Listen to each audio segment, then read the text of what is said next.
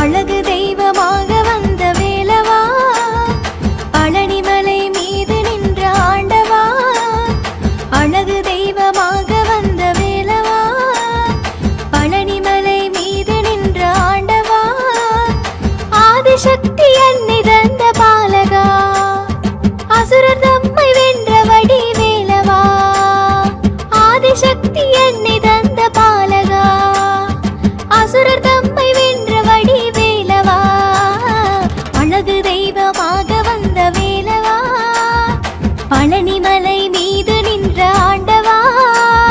குழந்தையாக குமரனாக கோவனாடை துறவியாக கோலம் கொள்ளும் காட்சி என்ன சொல்வேன் கண்டு. குழந்தையாக குமரனாக கோவனா